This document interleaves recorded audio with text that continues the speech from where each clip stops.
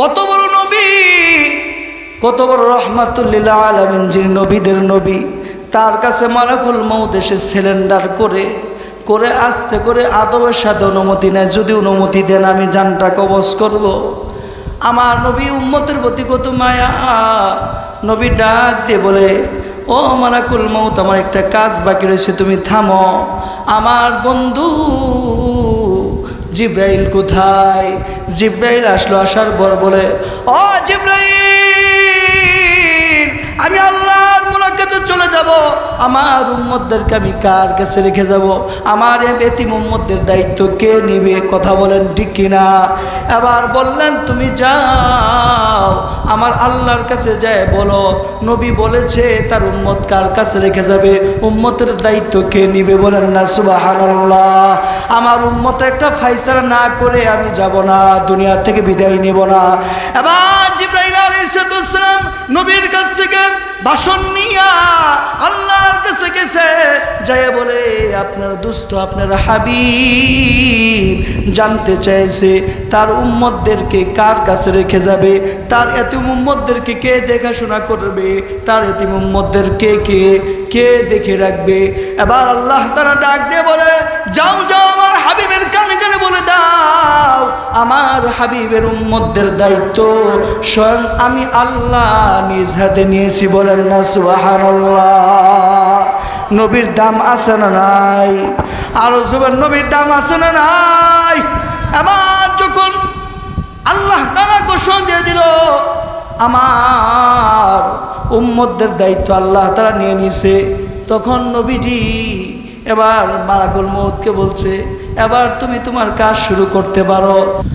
মহান আল্লাহ তাআলা দরবার অসংখ্য শুকর, অসংখ্য সুজুদ যে আল্লাহ সুবহানাহু ওয়া তাআলা আপনাকে আমাকে মধ্যরাত্র রজনীতেও নবীজির ভালোবাসা, আল্লাহ তাআলার ভয়ে আমাদেরকে এখানে জান্নাতি পরিবেশে এখনো বসার তৌফিক রেখেছেন। এজন্য সকলেই মন থেকে সকল শক্তিকে কণ্ঠের কাছে এনে আল্লাহর কাছে শুকরকে আলহামদুলিল্লাহ।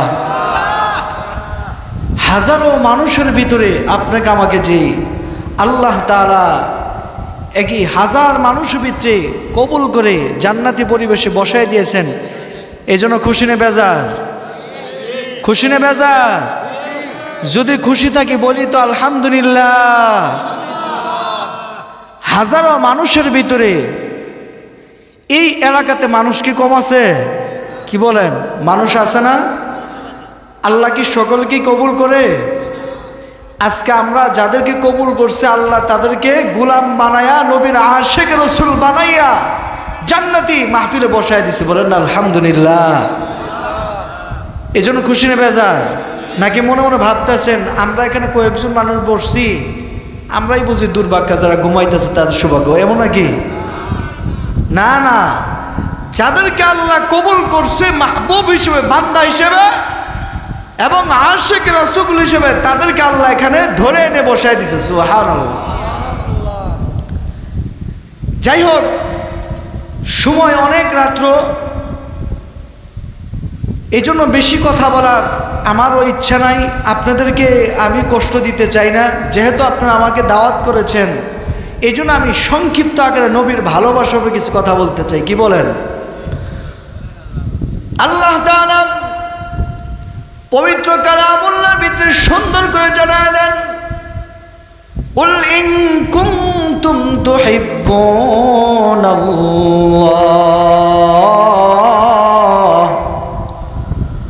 কুল ইন কুনতুম তুহিব্বুনাল্লাহ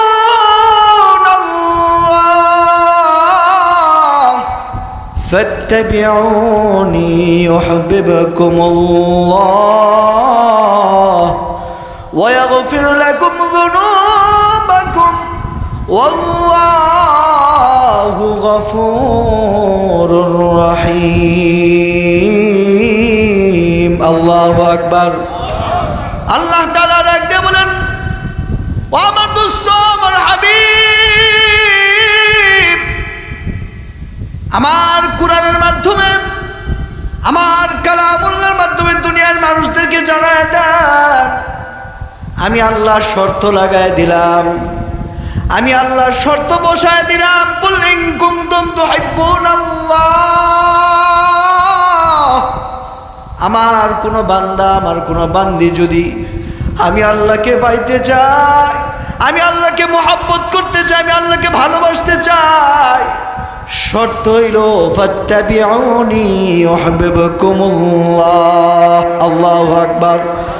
শর্ত লাগায় দিয়েছি। ও আমার দোস্ত, আমার হাবিব, আপনি আপনার উম্মতদেরকে জানায় দেন, আপনার উম্মতরা আমি আল্লাহকে পাইতে চাইলে, আমি আল্লাহকে ভালোবাসতে চাইলে আমার শর্ত হইল আপনি নবীকে ভালোবাসতে হবে, অনুসরণ অনুকরণ করতে হবে। সুবহানাল্লাহ।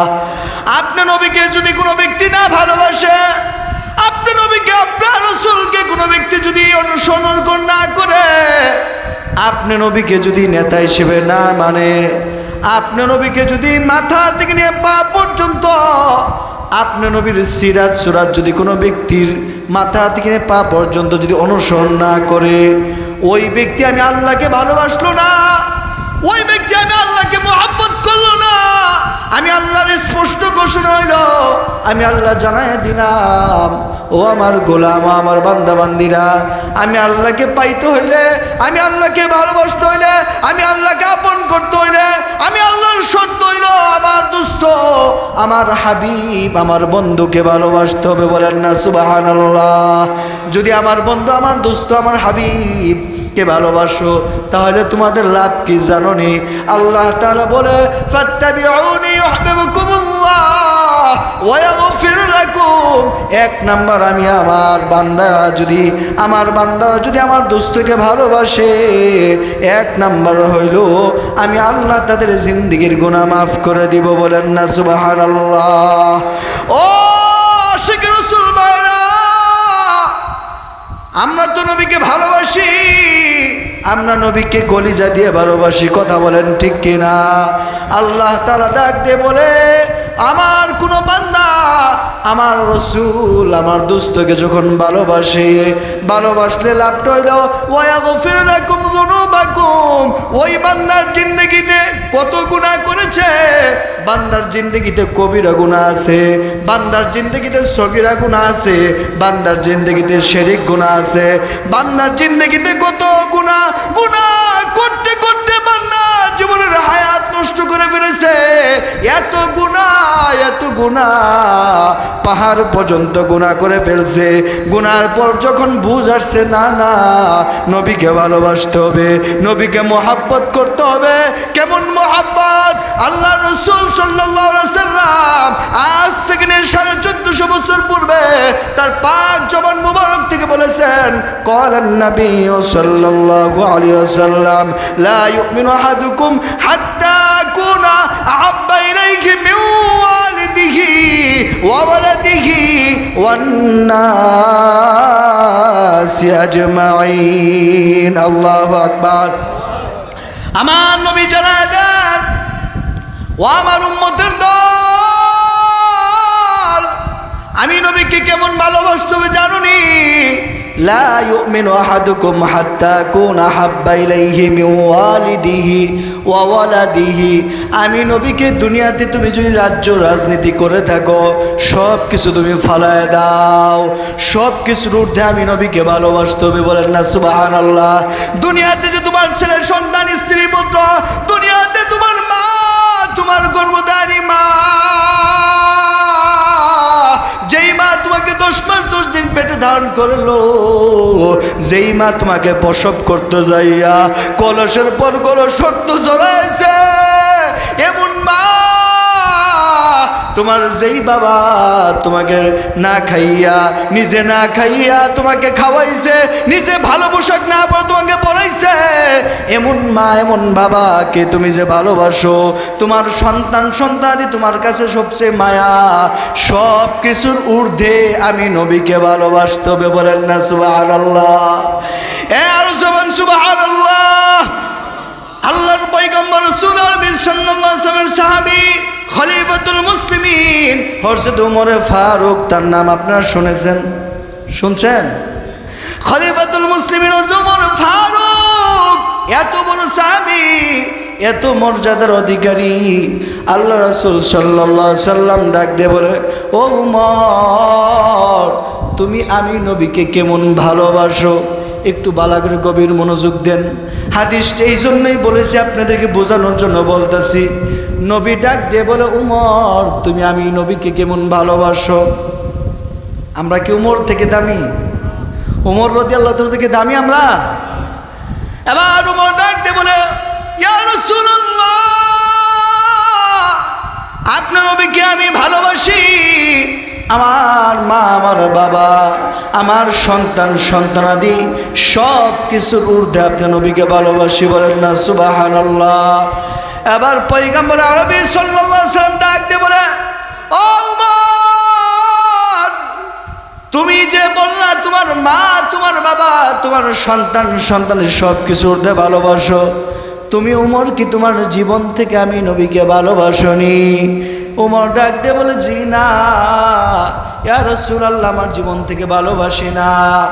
আবার নবীজি এই কথা বলার পর নবী তখন ডাক দিয়ে বলে, উমর গো, এত জিন্দেগিতে তুমি এত ইবাদত করলা, এত আমল, এত নেক, একটা নেক আল্লাহর কাছে পৌঁছাই নাই, একটা নেক আল্লাহর কাছে পৌঁছাই নাই, একটাও কবুল হয় নাই।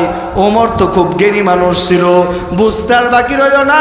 সেকেন্ডের ভিতরে মন মানসিকতা পরিবর্তন করে বলতেছি, ইয়া রাসূলুল্লাহ, ইয়া হাবিবাল্লাহ, আমার বুঝতে ভুল হয়েছে। এই মুহূর্তে আমি সিদ্ধান্ত নিলাম, আমার নিজের জীবন থেকে আপনার নবীকে আমি কোটি গুণ বেশি ভালোবাসি। সুবহানাল্লাহ। এবার আমার পয়গম্বর ডাক দিয়ে বলেন, ও উমর, এতক্ষণ পর্যন্ত তোমার সমস্ত আমলগুলো আসমানের ভিতরে ঝুলন্ত ছিল, একটা আমল আল্লাহর কাছে কবুল হয় নাই। যখন তুমি সিদ্ধান্ত নিলা আমি নবীকে তুমি তোমার জীবন থেকে ভালোবাসো, ওই মুহূর্তে আল্লাহ তাআলা তোমার সমস্ত আমলগুলো কবুল করে নিছে। বলেন না সুবহানাল্লাহ। এখান থেকে বোঝা যায় আপনি আমাকে সব কিছুর ঊর্ধ্বে সন্তান সন্তানাদি, আমার রাজ্য রাজনীতি সব কিছুর ঊর্ধ্বে আমরা কাকে ভালোবাসবো? আরো যেমন কাকে ভালোবাসবো? আমার নবীকে ভালোবাসতে হবে। নবীকে কেমন ভালোবাসা একটু জানি, একটু বুঝি। আল্লাহ তাআলা বলে, কোনো ব্যক্তি যদি আমার রাসূলকে, আমার দোস্তকে, আমার হাবিবকে ভালোবাসে, এক নম্বর আমি তার জিন্দগির সমস্ত গুনাহ মাফ করে দিব। তার জিন্দগিতে এত গুনাহ, এত পাপ, শিরকি পাপ রয়েছে, সগীরা গুনাহ রয়েছে, কবিরা গুনাহ রয়ে গেছে, সব কিছুর ঊর্ধ্বে যখন আমার নবীকে, আমার দোস্তকে ভালোবাসবে, আল্লাহ তাআলা বলে, ওয়াগফির লাকুম যুনুবাকুম, আমি আল্লাহ তার জিন্দগির সমস্ত গুনাহ মাফ করে দিব। বলেন না সুবহানাল্লাহ। আল্লাহু গফুরুর রহিম। আমার ওই বান্দা, ওই আমার আশিক রাসূল বান্দা, আমি আল্লাহকে গফুরুর রহিম, ক্ষমাকারী হিসেবে পাওয়া যাবে। বলেন না সুবহানাল্লাহ। এ আশিক রাসূল বাবাজিরা, আমার পয়গম্বর রাহমাতুল লিল আলামিন মৃত্যুর 6 মাস পূর্বে থেকে অসুস্থ। একটা মহিলা আমার পয়গম্বরকে বিষ খাওয়াইছিল।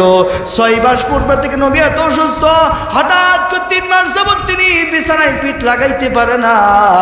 উম্মাহাতুল মুমিনিন হযরত আয়েশা সিদ্দিকা রাদিয়াল্লাহু তাআলা আনহা নবীর সবসময় পাশে থাকে। নবীর কি লাগে, কি দরকার, সব সময় পাশে থাকে, স্বামীর পাশে থাকে। এরকম অবস্থা চলতেছিল। হঠাৎ করে নবীজি সুস্থ হইলেন মৃত্যুর পূর্বে। সুস্থ হওয়ার পর নবী ডাক দিয়ে বলতে চাই, আয়েশা রে, আমার আলীকে একটু ডাক দাও, আমার আব্বাসকে একটু ডাক দাও।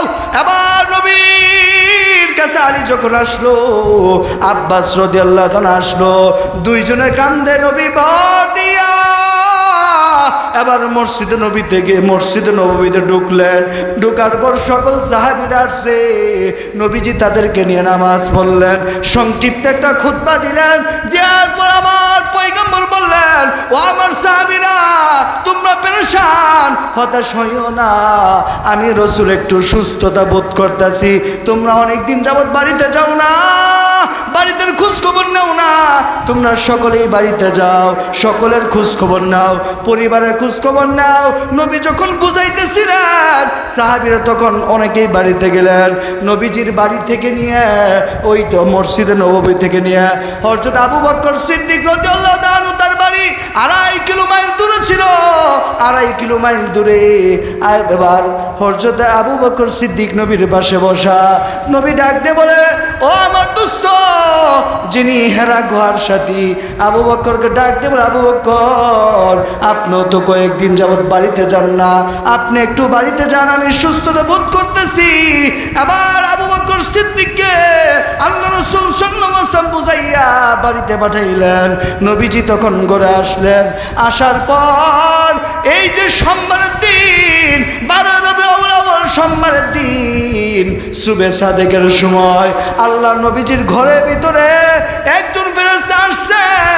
আইসে বারবার লক করতেছে, ডাক দিয়ে বলতেছে, আসসালামু আলাইকা ইয়া রাসূলুল্লাহ,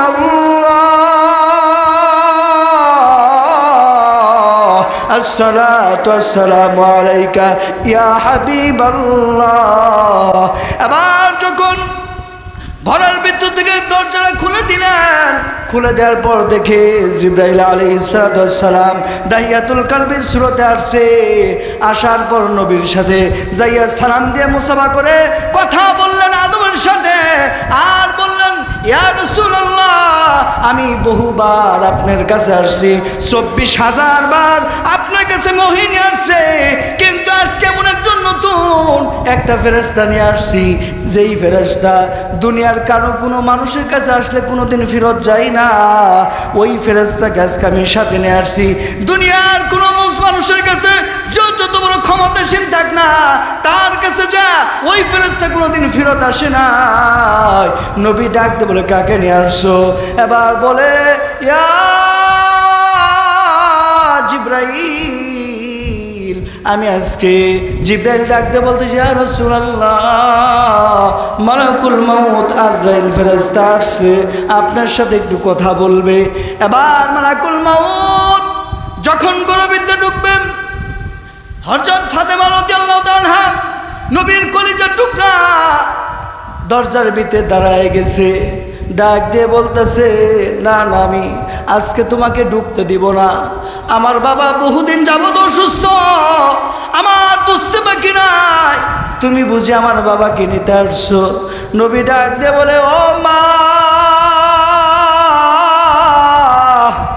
এমন ফেরেশতা আসছে যিনি কারো কাছে কোনো অনুমতি লাগে না, পারমিশন লাগে না।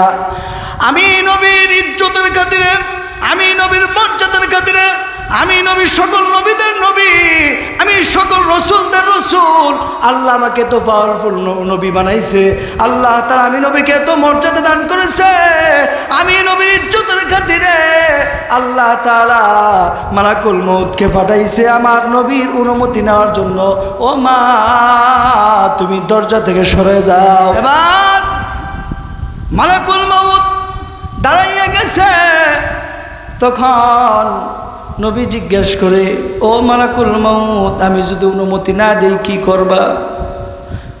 মালাকুল মউত ডাক দিয়ে বলে, আপনি অনুমতি না দিলে আমি মালাকুল মউত আজরাইলের কোনো ক্ষমতা নাই। বলেন না সুবহানাল্লাহ।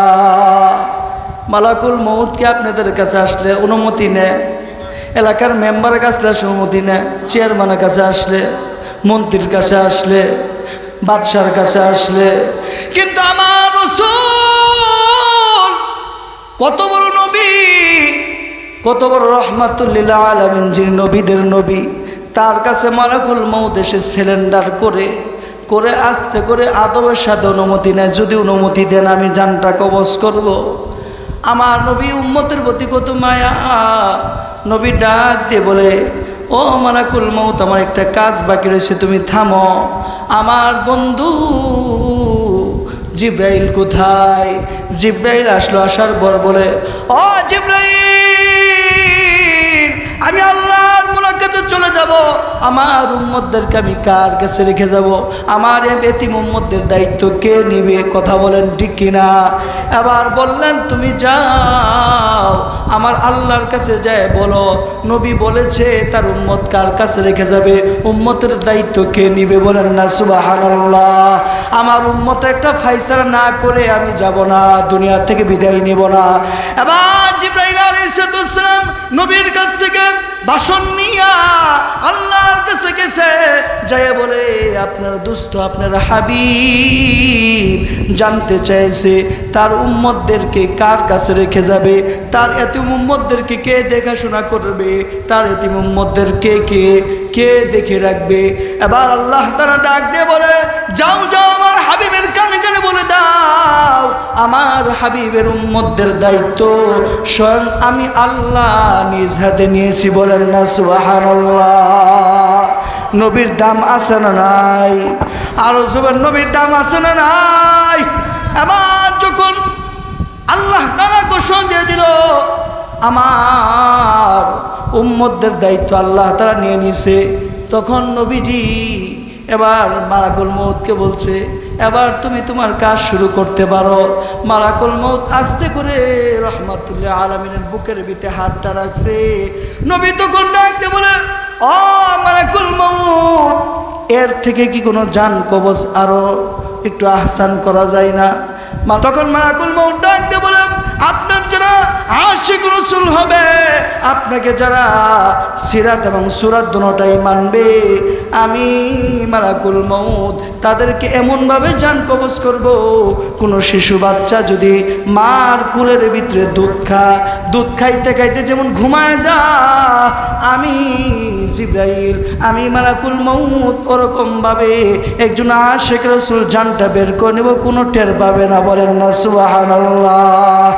এই জন্য আপনাদেরকে বলবো মৃত্যুর আগ পর্যন্ত যতদিন বেঁচে থাকবো নবীকে ভালোবাসবো তো ইনশাল্লাহ? বাসবেন তো ইনশাল্লাহ? বাসবো ইনশাল্লাহ? নবীর সুন্নতগুলো মানবো ইনশাল্লাহ? নবীর সিরাত সুরাত দুটোটাই মানবো তো ইনশাল্লাহ? সব কিছু মাথা থেকে পা পর্যন্ত আমরা নবীর সিরাত এবং সুরাত মুহাব্বতের সাথে আজমতের সাথে ভালোবাসবো। বলেন আল্লাহুম্মা আমিন। অনেকেরই মা নাই, অনেকে বাবা নাই। আল্লাহুম্মা আমিন। রব্বানা যালামনা আনফুসানা ওয়া ইল্লাম তাগফির লানা ওয়া তারহামনা লানাকুনান্না মিনাল খাসিরিন। রব্বানা ফাগফির লানা যুনুবানা ওয়া কাফির আন্না সাইয়্যাতিনা وتوفنا مع الأبرار رب ارحمهما كما ربياني صغيرا يا رب العالمين يا أحكم الحاكمين।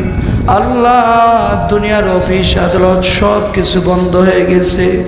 আল্লাহ গভীর রাতে আমরা কিছু সংখ্যক পাপী বান্দা গুনার বোঝা লইয়া তোমার শাহী দরবারে হাত বাড়িয়ে দিয়েছি। মেহেরবান করে আমাদের তেলাওয়াতের আমলগুলো, আমাদের দুরূদের আমলগুলো তুমি কবুল করে নাও। আল্লাহ সবগুলো কোটি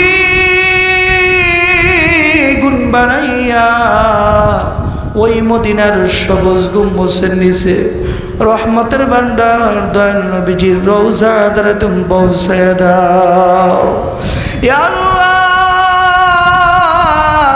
ওই সবুজ গম্বুজের নিচে আমার মায়ার নবী দয়াল নবী এখনো শুয়ে শুয়ে রব্বি হাবিলি উম্মতি উম্মতি বলে মদিনার মাটি কেঁদে কেঁদে ভিজা। আল্লাহ কাশীগঞ্জের পক্ষ থেকে হাতিয়াটুকু নবীর রওজা পাকে পৌঁছায় দাও। আয় আল্লাহ তামাম বিশ্বের মাটি নিছে যত মুসলিমাত অন্ধকার কবরে শহীদরে মারি সকলের কবরে হাদিয়াগুলো তুমি পৌঁছায় দাও। আল্লাহ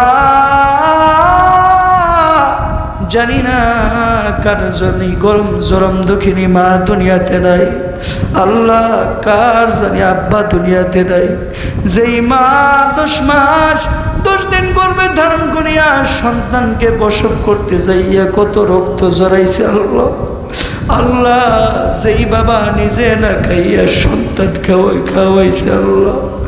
আল্লাহ ওই জুলুম দুঃখিনী মা বাবার কবরগুলো তুমি জান্নাতের টুকরা বানায় দাও। রব্বির হামহুমা কামা রব্বায়ানি সগীরা। আয় আল্লাহ আমাদের আব্বা আম্মা যাদের জীবিত আছে তাদেরকে সুস্থ এবং দীর্ঘ নেক হায়াত দারাজ করে দাও। আয় আল্লাহ এই মাহফিল করতে যান যারা শ্রম দিল আল্লাহ, যারা টাকা দিয়ে পয়সা দিয়ে অর্থ দিয়ে শ্রম দিয়ে আল্লাহ কষ্ট করে আজকে এই মাহফিল সাজাইল, আল্লাহ তাদের শ্রম কষ্ট তুমি মেহনত কবুল আর মঞ্জুর করে নাও। আয় আল্লাহ এলাকার যুবক ভাইরা মিলে আজকে এই মাহফিল আয়োজন করেছে, আল্লাহ তাদের এই শ্রম মাহফিলকে তুমি কবুল আর মঞ্জুর করে দাও। আল্লাহ কিয়ামতের ময়দানে যেদিন বান্দার মাথার আধা দুপুর সূর্য এসে যাবে, বান্দা পানি পানি চিৎকার মারবে, আল্লাহ ওই দিন এই মাহফিলকে নাজাতের জরিয়া বানাইয়া ডান হাতে আমল দিয়া নবীজির সুপারিশ নসিব করে জান্নাতের ফয়সালা করে দিও আল্লাহ। আয় আল্লাহ